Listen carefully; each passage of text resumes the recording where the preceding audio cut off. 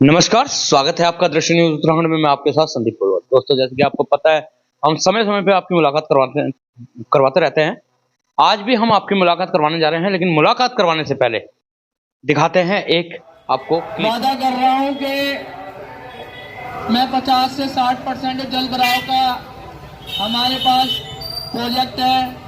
मैं इस प्रोजेक्ट के माध्यम से ही काम करूंगा, क्योंकि हमारे यहाँ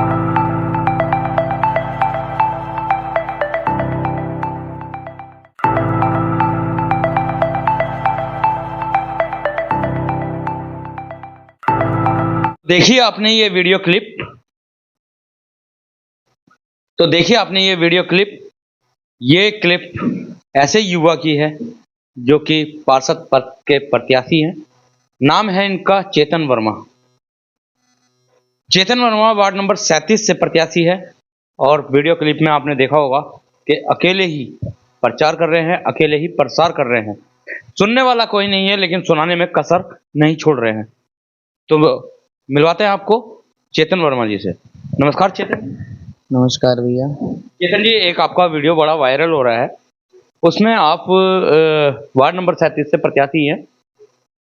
आप अकेले ही प्रचार कर रहे हैं और अकेले ही सुनाने वाले हैं, अकेले ही सुनने वाले हैं। क्या राज है इसमें? क्योंकि कोई भी सुनने वाला ही नहीं तो सुना किसे रहे थे? देखिए, मेरा कारवां अकेले चल रहा है। उम्मीद है कि एक दिन ये कारवां अकेला नहीं होगा। इसके पीछे हजारों की भीड़ होगी, लेकिन उसी भीड़ को मैं कन्विंस कर रहा था और अकेला अपना जो चुनाव प्रचार को कन्विंस कर रहे थे, जो अभी है या नहीं है? वो भीड़ अभी चल रही है, रुक नहीं रही है। उस भीड़ को दिखाई भी तो नहीं दे रही है चलते हुए चेतन जी। अफसोस तो इसी बात का है, चलते हुए दिखाई भी नहीं दे रही है।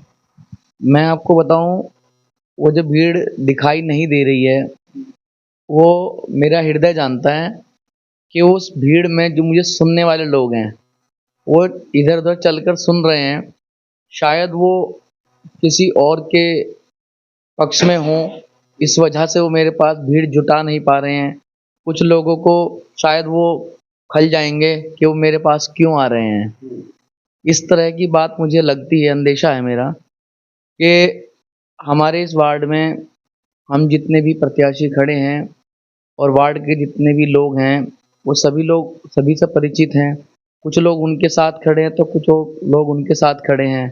अगर वो मेरे साथ खड़े हो जाएंगे तो शायद उनका उन दोनों से द्वेष हो जाएगा। तो मैंने कहा चलो कोई बात नहीं, इस कारवां को हम अकेले ही लेके चलते हैं। हम अकेले ही क्रांतिकारी हैं जिसने बीड़ा उठाया है। हमारे यहाँ की एक पीड़ा है जिसके लिए हमने पिछली बार भी बीड़ा उठाया था और इस बार भी ये बीड़ा उठाया है। इसीलिए मैदान में आपका वार्ड नंबर 37, यानी कि आपके कहने के मुताबिक पिछली बार भी आपने बीड़ा उठाया था, उस समय भी अकेले ही कार्रवाई में थे और 5 साल में कोई कार्रवाई में 2-3 आदमी भी नहीं आए। क्योंकि आप जिस तरीके से भाषण कर रहे थे अकेले, लगता था, क्योंकि माथे पे तिलक भी है, भूतों की टोली तो नहीं सुन रही थी कि आपको वही जिता देगी। देखिए, आप पत्रकार महोदय हैं, आप भूतों की टोली को कह सकते हैं, लेकिन मैं इतना मानता हूँ कि अगर मस्तक पर तिलक लगा है तो वो परमात्मा साक्षी है। जो मुझको सुन रही थी पब्लिक, वो भूतों की टोली नहीं, वो बिल्कुल दिल और दिमाग से सुनने वाली पब्लिक थी जो मुझको सुनकर जा रही थी। आज उनके जहन में हमारे लिए क्या आवाज़ है, वो किसी को बता नहीं पा रहे हैं। ये बताएंगे वो 25 तारीख को, क्योंकि मतदान वो 23 तारीख को करेंगे और रिजल्ट हम आपको 25 तारीख में दिखाएंगे कि वो पब्लिक किसको सुन रही थी और किसको अपना मान रही थी। अभी आपने बताया है कि आधे उस पक्ष में हैं, आधे इस पक्ष में हैं, लेकिन आपके साथ नहीं है, कहीं द्वेष ना हो जाए। तो क्या खतरा लग रहा है उन दोनों को आपसे? देखिए, हमें तो कोई खतरा नहीं लग रहा। उन दोनों को आपके खतरे के तो आप तो खुद एक इतने बड़े खतरे हैं। देखिए, मैं कोई खतरा नहीं हूँ, मैं कोई खतरा नहीं हूँ। जिसको मुझसे खतरा है उनको होता रहे। हमारी कैंची में इस बार लग गई है धार और हमने अपने चला दिए हैं सारे वार। तरकस में जितने तीर हैं उनको भी हमने निकाल दिया है बाहर। अब तो जनता करेगी अपना प्रहार। लेकिन सर्कस के तीर कहाँ दिख रहे हैं? यहाँ पे तो कैंची दिख रही है। ये देखिए ना, कैंची दिख रही है। और कैंची चलाने के लिए अंगूठे और उंगलियों का सहारा लेना पड़ता है। वो अंगूठे और उंगलियां कहाँ है? ये दो पेपर है मेरे, यही दोनों मेरे हथियार हैं। और मैंने इस अकेले चुनाव प्रचार में, इस चुनावी पर्व में इन दो पर्चों से ही चुनाव लड़ा है। इन बड़े बड़े होर्डिंग लगाकर या बड़े बड़े प्रचार प्रसार करके चुनाव मैदान में नहीं आया हूँ।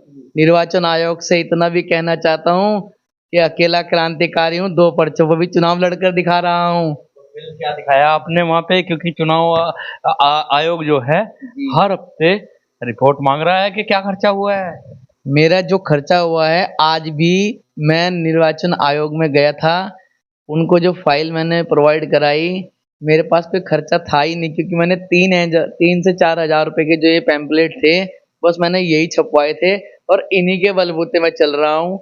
मेरा पुराना माइक है जिस पे मैं बोल रहा हूँ, जनता को जागरूक कर रहा हूँ, घर घर जाके जागरूक कर रहा हूँ। और मुझे जनता का इतना अच्छा स्नेह प्यार मिल रहा है कि जनता भले ही काफिले में ना चले मेरे साथ, लेकिन हृदय से है मेरे साथ। वो मतदान करके दिखाएगी कि हम क्या हैं और वो क्या हैं। जनता मतदान तो करेगी करेगी, क्योंकि उनका मूलभूत अधिकार है मतदान करने का। क्योंकि ये लोकतंत्र का वो मेला है जिस मेले में हर जगह भीड़ ही भीड़ दिख रही है। लेकिन एक आपका सामान्य, क्योंकि मेले में सामियाने भी अलग अलग लगते हैं, कहीं पे चाट बिकती है तो कहीं पे मिठाई बिकती है, तो कहीं पे नाच गाना होता है, तो कहीं पे खेल दिखाया जाता है। लेकिन आपके सामियाना बिल्कुल खाली नजर आ रहा है। देखिए, जल भराव में मेरा घर सारा खाली हो गया। देखिए, जल भराव में मेरा घर सारा खाली हो गया और ये मेरा वार्ड इतना बड़ा है, हर जल भराव में खाली हो जाता है। तो अब जब खाली मेरा वार्ड है तो मैं दिखाऊं कहाँ से आपको? मुझे तो इस वार्ड के अंदर जल भराव की समस्या का समाधान करके हर घर के अंदर फिर खुशहाली से भरना है। प्रत्याशी तो सारे यही कह रहे हैं कि जल भराव की समस्या किस तरीके से करेंगे, वार्ड की जल भराव की समस्या को दूर। देखिए, मैं आपको बता रहा हूँ, जल भराव की समस्या का समाधान जब मेयर जो आएंगे ना, चाहे वो किसी भी पार्टी से हो या चाहे निर्दलीय हो, हम उनके समक्ष जब अपना एजेंडा रखेंगे, प्रस्तुत करेंगे, हमें कुछ चीखना या चिल्लाना नहीं है। बोर्ड की मीटिंग में हम लिखित में जवाब मांगेंगे और अपना जो स्पष्ट है मुद्दा, हम उसके ऊपर जो हमने मैप बनाया हुआ है वो आपको पास प्रस्तुत है। मैप, सारी क्लिप आपके पास है। सब मैप मेरा खुद का अपना माइंड का बनाया हुआ है, जो मैंने खुद बना रखा है। उससे पूर्व 8 साल पहले मैंने बनाया था और आपके समक्ष मैंने दे दिया है। आप अपने उसमें न्यूज़ चैनल में दिखा भी सकते हैं कि मेरे माइंड से बना हुआ है। और रुड़की शहर के अंदर जल भराव की समस्या के लिए मैं आपको ये सुनिश्चित कर सकता हूँ, तमाम रुड़की की जनता को, कि वाकई मैं 50 से 60% इस जल भराव की समस्या से निजात आपको दिलवाने में सक्षम हूँ। बस प्रोजेक्ट अच्छे मेयर मिलें और हम उस बात को अच्छे से तथ्य अपने पेश कर सकें, जिससे कि आम जनता को किसी प्रकार की कोई दुराचार ना हो कि हम किसी का मकान तोड़े। नहीं, हमें किसी के मकान, शटर कुछ नहीं तोड़ने हैं। टूटेगा भी कुछ नहीं और सुधरेगा सारा। लेकिन उसके लिए बहुत ही माइंड की, बहुत ही अच्छे इंजीनियरों की ज़रूरत है। और ये हम अपने इस पुरानी तहसील क्षेत्र को, आपको बता दूं, ये पुरानी तहसील क्षेत्र है, इसका नाम बस पुरानी तहसील क्षेत्र के नाम से लोग जानते हैं। हालांकि ये टेक्निकल बिहार है। यहाँ पर दोनों कम्युनिटी के लोग हैं और यहाँ पर टेक्निकल सिस्टम इतना है, जब ये दूर दराज विदेशों में अपने यहाँ के टेक्निकल इंस्ट्रूमेंट सेल करते हैं, तो क्या उन टेक्निकल इंस्ट्रूमेंट के माध्यम से, उन टेक्निकल इंजीनियर लोगों के माध्यम से, आईआईटी के इंजीनियर के माध्यम से, सीबीआरआई के इंजीनियर के माध्यम से, क्या हम अपने क्षेत्र के विकास को लेकर जो चल रहे हैं, क्या हम उसमें उनकी सहयोग या उनकी सहायता नहीं ले सकते? बिल्कुल ले सकते हैं। लेकिन अगर तो बात आ जाती है नगर निगम की, तो ये बजट जो है या तो प्रदेश सरकार या केंद्र सरकार ही कर सकती है, क्योंकि निगम के पास इतना बजट नहीं होता। तो उस पर किस तरीके से काम करेंगे आप? देखिए, निगम के अंदर जो हमारे मेयर बनेंगे, हम रुड़की शहर को सबसे पहला एजेंडा हमारा ये रहेगा, जल भराव की समस्या तो है ही है, लेकिन मेयर किसे बना रहे हैं रुड़की शहर का? देखिए मेयर तो जनता बना रही है, मैं नहीं बना पा रहा हूँ। आप भी तो सपोर्ट में होंगे ना किसी के। किसे मान रहे हैं आप मेयर पद पे सबसे अच्छी प्रत्याशी? क्योंकि महिला सीट आई है तो ऑब्वियसली महिला ही मेयर होंगी यहाँ पे। तो कौन सी प्रत्याशी ऐसी है आपकी नज़र में कि वाकई मेयर पद की कुर्सी पे बैठने काबिल है और निगम के बोर्ड को चलाने के काबिल है? देखिए जो मेयर प्रत्याशी हैं चुनेगी तो जनता ही, लेकिन हमारे इस संज्ञान में हम ये लेके चल रहे हैं कि कोई अच्छे एजुकेटेड महिला आए और वे इस प्रकार से हमारी बात को समझें कि तो सारे ही है। मेरा सवाल अब भी चेतन जी वहीं पे है कि किसे देख रहे हैं आप मेयर रूप में? क्योंकि कहीं ना कहीं एक मन होता है कि ये व्यक्ति अच्छा है, इसका चुनाव हमारे लिए सही है। तो आपकी दृष्टि में किसका चुनाव सही है यहाँ पे? देखिए चुनाव तो सभी का सही है, परंतु मैं किसी पर्टिकुलर एक व्यक्ति का नाम लूं शायद वो मेरे लिए अभी हानिकारक बन जाएगा। अभी ना? बताना संभव नहीं हानिकारक नहीं है, बताना संभव। पक्के राजनीतिज्ञ बन गए हो चेतन जी आप। देखिए मैं राजनीतिज्ञ नहीं बना हूं, लेकिन ऐसा होता है कि हमारा बैकग्राउंड कहीं ना कहीं पहले से जो है वो कहीं फिक्स है कि हम कहाँ आज तक वोट करते आए हैं, तो हम उन चीज़ों को भी सोचेंगे। और वर्तमान में जो मेयर बनेंगे हम उनको पार्टी या निर्दलीय मान के नहीं चलेंगे, हम उनको केवल अपना मेयर मान के चलेंगे। और हम जनप्रतिनिधि बन के जाएंगे जनता के, तो हम जनता के जनप्रतिनिधि होंगे, ना कि हम किसी पार्टी विशेष के होंगे, क्योंकि हम स्वतंत्र हैं। और इस पुरानी तहसील वार्ड में हमें बहुत अच्छा प्यार मिल रहा है जनता का, और मैं चाहता हूं कि जनता मुझे एक बार मौका दे। मैं वाकई ही इस बात के लिए सुनिश्चित कर रहा हूं कि अगली बार जब चुनाव होंगे ना, तो जनता मुझे खुद ये कहेगी कि हमें चेतन वर्मा जी आप दोबारा पर्चा भरो, और सारी जनता आपके साथ अब ट्रैक्टर ट्राली भर के चलेगी, काफिला लेके चलेगी। बस वो मेरा सपना है जिसको मैं पूरा करना चाहता हूँ कि मैं अगर जनप्रतिनिधि बनता हूँ और विकास करता हूँ अच्छे से। और यहाँ पे एक आपको और बताता हूँ कि जो सीनियर सिटीजन्स हैं, मैं उनके लिए भी बहुत अच्छी पॉलिसी महिलाओं को घर घर जाके बता रहा हूँ, गृहिणी महिलाओं को बता रहा हूँ। और वो पॉलिसी आप जनता के बीच में आप पूछ सकते हैं हमारे वार्ड में, जब कभी भी आप घूमते हैं घर घर आप किसी से भी इंटरव्यू ले सकते हैं कि जी चेतन वर्मा जी ने क्या आपको जो है सपने दिखाए हैं, क्या कोई लालच दिया है, या वो उस कार्य को करने में सक्षम होंगे। तो उन महिलाओं को इस प्रकार का उनके मन में विचार हैं, आप उनसे ले सकते हैं। देखिए मैं अपनी ये नहीं कह रहा मैं बहुत बहुत बड़ा नेता हूँ, ऐसा नहीं है, और मैं ये भी नहीं कह रहा हर चीज़ को मैं पूरा ही कर दूंगा, लेकिन हाँ हमें अच्छा सोचने के लिए परमात्मा ने बुद्धि दी है कि हमें हमेशा अच्छा सोचना चाहिए, अच्छा विचार रखना चाहिए, क्योंकि अच्छे ही कार्य करने के लिए हम आए हैं। हमने किसी की दीवारों पे पोस्टर बैनर स्टिकर नहीं चिपकाए, क्योंकि जितने भी मकान हैं वो हमारे सारे के सारे हमारे अपने हैं, उनका सौंदर्य खराब होता है इन चीज़ों से। और उसमें जो कलर में रंग रोगन में जो खर्चा होता है आप मान सकते हैं, देखो 40-50 हज़ार रुपये खर्च होते हैं एक बार के। और हमारे पोस्टर बैनर स्टिकर ये चीज़ें उनके ऊपर चिपक जाती हैं, तो ये ना थोड़ा सा लोगों को इरिटेट करते हैं। तो मैंने उस चीज़ को देखते हुए समझते हुए तब मैंने चुनाव लड़ा पिछली बार भी, और कोई पोस्टर स्टिकर मेरा नहीं था, मैंने नहीं चिपकाया, इस बार भी नहीं चिपकाया। मैं 2 ही पैम्पलेट से चुनाव लड़ता हूँ हमेशा, और आगे भी ये चाहूँगा कि इस बार जनता मुझे मौका दे, मैं नगर निगम पहुँचूँ, तो अगली बार मुझे इन पोस्टर स्टिकर की भी ज़रूरत ना पड़े। जनता ये कह दे कि हमारा जनप्रतिनिधि बिल्कुल निस्वार्थी है। निर्विरोध बनना चाहते हैं। देखिए निर्विरोध बनने का सपना अगर हम देख रहे हैं तो ये हमारे वार्ड की जनता के लिए भी तो बहुत अच्छा गॉड गिफ्ट है कि हाँ यहाँ से इस वार्ड से हिंदू मुस्लिम और सिख ईसाई सब मिलकर एक ही चुन रहे हैं अपना भाई, और वही इसलिए चुन रहे हैं क्योंकि उनको पता है, उनको विश्वास उस प्रकार का मिल जाएगा कि वो ये कहेंगे कि हमारे क्षेत्र के अंदर अगर कोई विकास कार्य कर सकते हैं तो चेतन भाई कर सकते हैं। एक सवाल रह रह के मन में उठ रहा है कि युवा इस बार देखने को मिल रहा है कि बहुत बढ़ चढ़ के राजनीति में हिस्सा ले रहा है, और राजनीति के प्रति इतना जागरूक हो गया है कि हर अच्छाई हर बुराई उनको समझ आ गई है राजनीति की। लेकिन जितने भी युवा हमने देखे हैं, किसी के चाचा पॉलिटिकल में है, मतलब बैकग्राउंड पॉलिटिकल है, किसी के पापा है, किसी का परिवार है,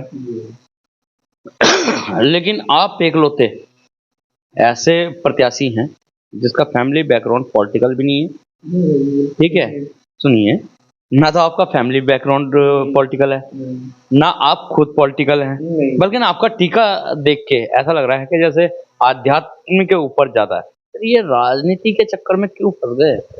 कि मैं सबसे पहले बताऊं आपको इस बात के लिए, और कि मैं नीम करोली बाबा जी को मानता हूं, और मैंने दीक्षा ली है राघव आचार्य महाराज जी से।